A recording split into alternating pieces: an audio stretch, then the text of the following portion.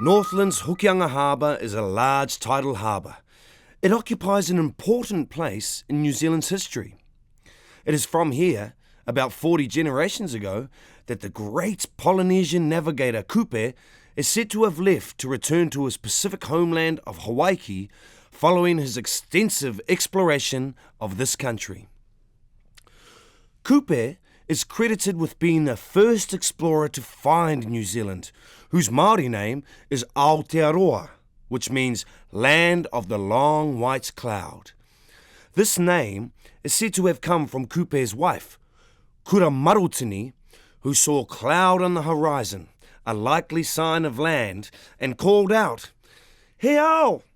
He ao! He Aotea! He Aotearoa!" A cloud! A cloud! A white cloud! A long white cloud! According to Māori stories, Kupe's journey to Aotearoa was triggered by difficulties with fishing in his homeland of Hawaiki. The problem was a great octopus belonging to Kupe's competitor, Muturangi. Kupe set out in his canoe to kill the octopus, and the pursuit brought him to New Zealand. Kupe's arrival here in his canoe named Matawhaorua is legendary in the history of Northland's Ngāpuhi tribe. Guided by light reflected from the mountain Te Ramarua, Kupe entered Hokianga Harbour. Kupe was so awestruck by the strength of the light that he named the harbour Te Puna o Te Ao Marama, or Spring of the World of Light. The light struck the northern shore of the Hokianga, which he named Te Pauahi, or the Post of Fire. When Kupe returned to Hawaiki, he asked if he should return to Aotearoa. "Ka hoki a hau. E kore a hau e Hokianga mai. Shall I return? I shall never return." Te Hokianga a Kupe means the great returning place of Kupe and is the harbour's full name. Before he returned to his homeland of Hawaiki, Kupe prepared for the long voyage by growing kumara at Pakanai on the southern side of the harbour.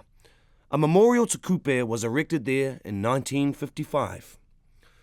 Kupe also trapped fish among the rocky reefs and boulders that litter the southern coastline of the harbour beyond Koutu Point. When he was on the northern shore, Kupe asked some of his party to prepare food in an earth oven. But when he found it to be cold, he cursed and banished them. This incident occurred at Kohukohu, which means the curse. When Kupe departed the Hokianga, he left behind two pet Taniwha, or water monsters, at the harbour entrance. They were called Āraiteuru and Taniwha, and were to guard the Hokianga and protect travellers crossing the massive sandbar. One of these Taniwha was believed to be Kupe's son, Tuputupu Whenua. Kupe threw him into a spring in order to turn him into a Taniwha. After returning to Hawaiki, Kupe provided precise directions as to how to reach the Hokianga. Some generations later, his refurbished canoe carried a new group to these shores. Accompanied by a second waka mamari, both vessels were guided safely over the bar by the two Taniwha left by Kupe.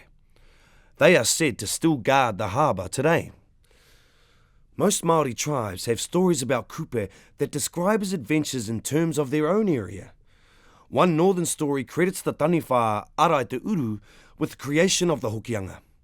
She carved out the bed of the harbour when she came ashore to breed. She finally came to rest in the landscape as the prominent range to the north of the Hokianga known as Maunga Taniwha, the Taniwha Mountain.